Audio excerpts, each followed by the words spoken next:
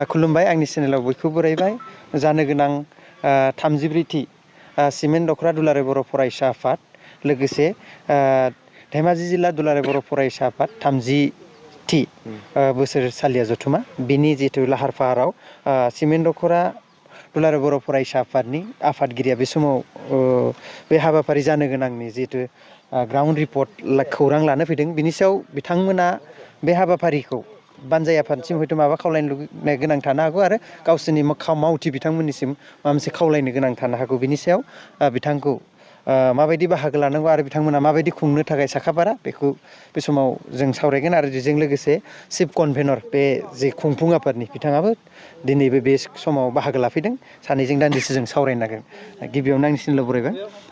नोंथाङा जिहेतु नोंथांमोननि जानो गोनां बोसोरसालिया जथुमा बिनि थाखाय माबायदि साखाफारा आरो नोंथाङा रायजो राजाफोरनिसिम माबाफोर खावलायनो दं नामा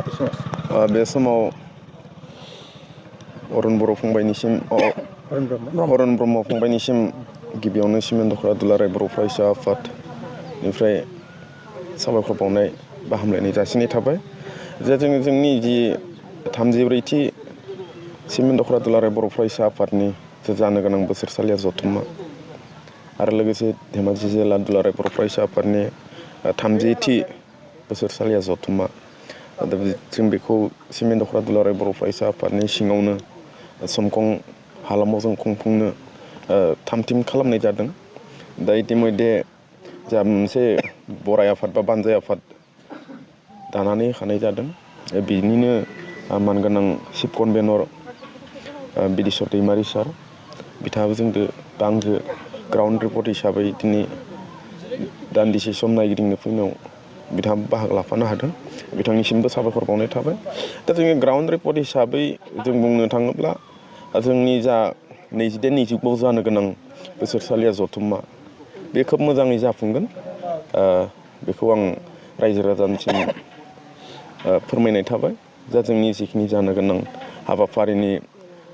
गाहाय सायनासालि जोंनि फ्लेग हइस्टिं आरो लोगोसे जोंनि जिखिनि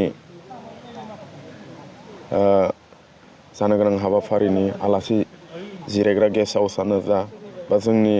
गिलिर आदार जानाय जामुसालियानो जा गासिबो 50% ओंखारबाय होननानै जों बुंनांगोन दा ओंखायनो फैबाय थानाय समावहाय जे जोंनि बोसोरसालिया जथुम्मायावहाय जों जोंनि बर' हारिनि माखासे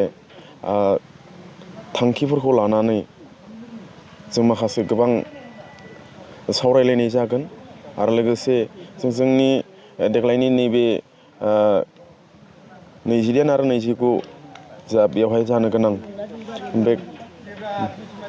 बोसोरसालिया जथुम्मायावहाय गोजाम बिबानखौ सिफायनानै गोदान बिबानबो दाफुंनाय जागोन दख'रानियाबो जागोन जिल्लानियाबो जागोन ओंखायनो जों गासैखौबो खावलायो जे जोंनि दख'रानि सिङावहाय थानाय गासै रायजो राजाफोरजों लोगोसे आरो गासै जोंनि फरायसुला फरायसुलिजों लोगोसे जोंनि गासै दैदेनगिरि रायजो राजाफोरखौ बेखौनो खावलायो जाहाथे बेयाव फैनानै जे जोंनि गोजाम बिबानखौ सिफायनानै गोदान बिबान दानाय बै दानायावबो रायजो राजाफ्रा मैखोमै बाहागो लाफैनानै जाहाथे जों जोंनि ओनसोलनि बा बर' फरायसा आफादनि मोनसे गिलिर बिबानखौ लानानै मावलांनो हानाय मोजां राफोद दैदेनगिरि सायख'लायनाय जायो ओंखायनो रायजो राजाफ्राबो बेयाव फैनानै बाहागो लाफैनानै मोजां मोनसे बा मोजां सासे दैदेनगिरि सायख'लायो बा जिल्ला आफादावबो थाखाबाय बिदिनो जिल्ला आफादनि गेजेरजों जिल्ला आफादाव जों दख'रानि गेजेरजों जिल्ला आफादखौ जों दाफुंना लानाय जायो ओंखायनो गंफ्रोमबो दख'राया बेवहाय फैनानै बाहागो लाफैगोन गासै मोनद' दख'रा दं जोंहा जोंनि धेमाजि जिल्लानि सिङावहाय ओंखायनो मोनफ्रोमबो दख'राया फैनानै बेवहाय बाहागो लाफैगोन बेखौ मिजिंथिनाय थाबाय आरो लोगोसे जोङो दिनैनि बा फैगौ 22-29 जानो गोनां जा मोनसे बेसेबांबा मेहेरगोनां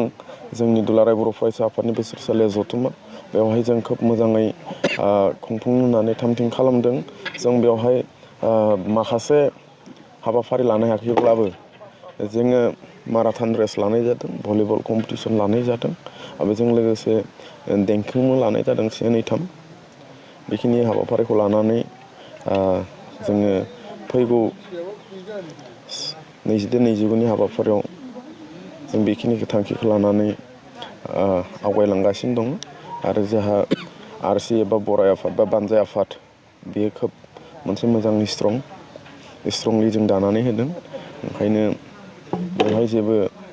मोनसे उसुबिदा बेरखांनाय नङा बा सोमजिनाय नङा जों बेखौ हमदां हादों मोनदों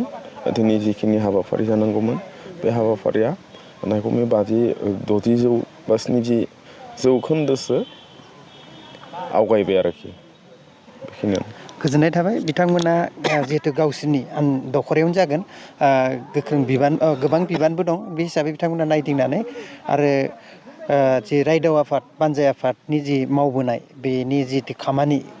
स्पिरिट बेखौ नुनानै बिथांमोनखौ साबायखर बावदों थारैनो ग्राउन्डआव नायनानै मिथिगोन नोंथांमोना सोरगिदिं खामानिया 80 जौखोन्दो थांबाय होननानैबो बुंना लानो हागोन आरो जिखुनु बे पेन्डेलनि एरियानि सायाव बिथाङा सेकेन्ड टार्म सालायनानै देग्लाय मोननै टार्म जिखुनु सिमेन्ट दख'रा दुलाराय बर' फरायसा आफादखौ आफादगिरि हिसाबै सामलायबाय नङा होमबा सामलायखांबाय दा नैबे समाव बिथांनि आरो जोबथा आरो हयथ' बिथाङा हयथ' बे समाव फैबाय थानाय समाव हयथ' बिथाङानो जागोन हयथ' रायजोफोरनि सायख'नाय बे माला सोरनियाव फैगोन बे निस्सय बै समा नेना थाबाय नङा होमबा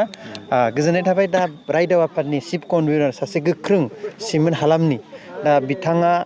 बिथांमोननि दैदेननायाव जिथु खामानिनि जि महर सानसे सोलायनाय बे थारैनो एसे सोमोनांदों आरो बे ओनसोलनि रायजो राजाफोरखौ अन्य गुबुन जनगोष्ठी जनजातिफ्राबो बे बाथ्राखौ सावरायनो हमदों दा बिनि सायाव चिफ कनभेनर बिथाङा बे जे हाबाफारिखौ मेहेरगोनां खालामनो थाखाय एसेबां नाजादों थारैनो नोंथाङा दिनैबो नायफैदों आरो बे समाव मा बुंगोन मावथि बिथांमोननिसिम गिबि नोंथांनि फेसबुक चेनेल बरायग्रोनाय जाबाय थारैनो नंगौ जिहेथु नैबे डिसेम्बर दाननि 28 आरो 29 2023 मायथाइनि जानो गोनां जोंहा 30थि दुलाराय बर' फरायसा आफादनि जोंहा धेमाजि जिल्ला आरो लोगोसे 34थि सिमेन्ट दख'रा दुलाराय बर' फरायसा आफादनि जानो गोनां जिथुनाखि हाबाफारि बा एनुवेल कनफारेन्स जरदार खामानि सोलिगासिनो दङ इतिमध्य जों किसुमान जेरै इन्टारनेल खामानि जोंहा लाइजाम साफायनाय आलासि लिंहरनाय बायदिसिना थिग बिदिनो फुडिंनि माखासे इन्टारनेल सोरबा बायदिया मा बिबानाव मा मावगोन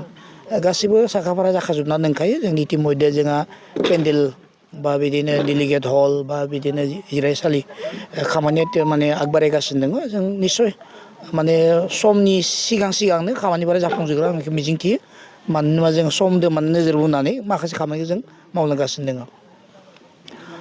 बे समाव बिथाङाबो फोरमायबाय थारैनो बिथांमोननि जिथु गोख्रों नाजानाय थारैनो रायजोफोरखौ सोमोनांहोदों आरो निस्सय जोबजासिम बे मोनसे जारिमिन जाना थागोन नैबे ओनसोलनि बिथांमोननि दैदेननायाव बेखौ आं आसा खालामदों आरो नैबे समाव नोंथांमोना जिहेथु बे हाबाफारिखौ खुंफुंनायाव गोबां रांखावरिनि गोनांथि जादों दा बेफोर माबायदि आपडेट जादों जिहेथु जोंहा जों एक्सुवेलि जोंहा बाजेटनि इदि बारा गोबां बाजेटबो खालामाखै जोङो सिम्पोलैनो जोंनि जिथुनाखि एम जाय जिथुनाखि थांखि लादो बे जाफुंसार जानांगौ जों आसा फारियो जोङो जिहेथु मिथिगौ जों बर' मोनसे माहारि आफादनि जेब्ला मेल मिटिं जायो बेयाव जोंनि गावनि खौसेथिनि मोनसे नेरसोन थ' गतिके जोङो जिखिनि जोङो नांगौ जेरै जोङो जानाय बा बेफोरबायदि रेजें आदारबो थाबाय माखासे गिलिर आदारखौ लाफानानै थिग बिदिनो जे कनफारेन्सनि माखासे हमना ला आलासि जिरायसालि बा बेफोरबायदि थिग माखासे ओमफ्राय जिहेथु जोंहा माखासे बे खामानि मावनो थांनायाव हयथ'बा बेफोरबायदि डेलिगेट केम्प बा बिदिनो जिरायसालि बेफोरबायदि कनफारेन्स हल बेफोरखौ जोङो मा खालामबाय गामिनिफ्राय जों एसे खान्दा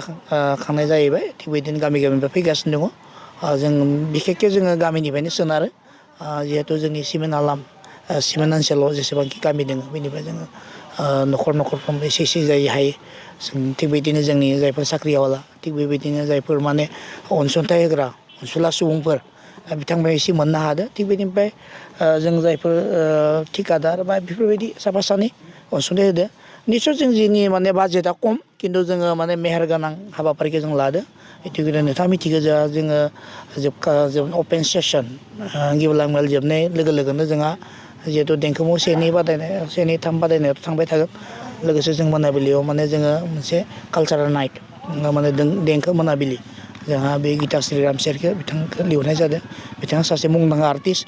निस्सय रायजो राजाफ्रा खामानि दामानि मावनानै बा नैयाव जोंनि जायफोर आरसिनि बिबानगिरि बिथांमोनाबो बा जायगानि जौगाथाय थिग बेदिनो जोङो बेखौ जोङो किसुमान माने मेसेज होनायजों लोगोसे जों माने एसे रंजानायबो जिहेतु आर्टिस्टफोराबो थांना थानो नांगोन बेनिखायनो जों बेफोरबायदि माने जों बर'नि हारिमुखौ जौगासार होनो थाखाय बेबायदि जोङो माबाखौ लादों आरो सासे थांखिखौ मुंदांखा माने सिंगार सासे मेथाइ खनगिरि जों लिरनाय जादों थिग बेबायदि जोंथ' कृष्टि थाबाय बिदिनो मोसानाय गुबुन रोखोमनि मोसानायफोराबो थासिगोन दामनाय देनायफोरा थासिगोन खिन्थु जोंनि उद्देश्यआ जाहैबाय जों फरायसा आफादनि जिथु थांखि बे थांखिफोरखौ लोब्बा लाखिना जों बिथांमोननि थांखिया जाफुंसारथों बेखौ जों आसा फारियो जों मोजां दैदेनगिरि जों हास्थायो मोजां दैदेनगिरि जों मोननो हाथों मानो होनबा जों मिथिगौ बिटिआरनि बाहेरायाव जोंनि बर' कालचारेल वेलफेयार अट'न'मिक काउन्सिलाव जोबोद माने बिथिङाव माने गोग्लैसोना दोङो निस्सय बे पजिटिभ जिथुनिखि जोंनि सिन्थाधारा बे जोंनि बे फरायसा आफादनिफ्राय जाहाथे जों मोननो हायो मानो होनबा जोंनाव जेंना जेंसियाव जोबनो थांनो हाया जोंहा जोंनि बिटिसि बा बिटिआरनि बाहेरायाव जोंनि बिकेडब्लिउसि जोबोद जोंनि रांखावरिनिफ्राय लानानै जिहेतु जोंनि समाज बेब'स्था समाज पलिटिकेल राजखान्थियानो जा रांखान्थियानो जा सोलायनाय बिथिङावबो जोबोद माने जोङो माने गोग्लैसोना दोङो बेखौ जाहाथे माने बे गेजेरजों जिहेथु जोंनि बिकेडब्लिउसिनि बाहेरनिबो जाय आलासि जों बिटिआरनि जों आलासि लिंहरनाय जादों बिथांमोना जोंनि बिकेडब्लिउसि सिएम साराबो फैगोन बा जोंनि माखासे माने जोंनि जिथु अर्गानाइजेसन गुबुन गुबुन माहारि आफादनि आफादगिरि बा नेहाथारि बा बिथांमोन दैदेनगिरिफ्रा फैगोन हयथ' जोंनि थाखाय माबा मोनसे पजिटिभ मेसेज लाङो जों बेखौ रायजो हिसाबै बा आरसि हिसाबै जोङो आसा थाबाय निस्सय मोजां जागोन बेनो आरो गोजोननाय थाबाय बे समाव बिथाङा बुंदों नंगौ थारैनो जों मिथिं खुंनायनि नामाव बा मिथिंखौ जों लानायनि नामाव जों गोबां न'खर बा गोबां सुबुं बर' सुबुंनिनो माने बेयाव बिहोमा थायो दा बे हिसाबै बानजाय आफादनि जि चिफ कनभेनर बिथाङा मोनसे बिराद मोजां मेसेज होबाय जे रायजोफोरनो जे जोंनि दान हरनाय बा जों मदद खालामनाय बेयो दैयाव थाङा जाहाथे बे मिथिंनि गेजेरजों बे ओनसोल नङा बर' समाज जौगानायनि जाहाथे पजिटिभ खामानि बा मेसेज मोजां मोनो आरो मोजां दैदेनगिरि जों बानायनो हायो थ' बे सहाय सहजुग बा जोंनि सहाय सहजुगा दैयाव थाङा बे मेसेजआ जोबोद बाख्नायथाव आरो सासे माने बुंनो गोनां गैया जे दानि दिनाव बेफोरबायदि जे रावजों जोङो मोजां मोनसे खोथा खोनानो थाखाय गोबां हयथ' जोंनो साननो गोनांबो जायो दा बेखायनो सानदों बे मोनसे बिराद जारिमिनारि जागोन थारैनो थासारियानो दिनै आलादा रोखोम गोसोखौ गोजोन होनो हादों जों जिहेथु ग्राउन्ड रिपर्ट लाफैनायाव दा बेखायनो गासै रायजो राजाफ्रा दा बिथाङा बुंदों सासे बर'नि मुंदांखा होनदों जायखौ गिताश्री रामसियारि बिथाङा सासे बलिउडसिम थांनाय सासे सुबुं नङा होमबा थारैनो जोङो दिनै बे गिताश्री रामसियारिया जोंनि गामि ओनसोलफ्राव गोबां रायजो राजाफ्रा माइ हाबाय मैगं गायबाय मेंनानै जाहाथे बै जोबथा खालि बे रायजोखौबो रंजाहोनोसो बे सासे मोजां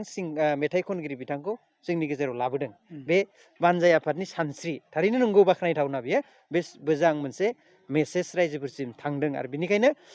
बिथांमोनखौ जोङो दिनैनि बे सावरायनायाव बेखिनि गोनां खोथा बाथ्रा बुंनायनि थाखाय जोबोद जोबोद गोजोननाय थाबाय आरो उनाव फैबाय थानाय समाव सानफ्रामबो नोंथांमोननो बे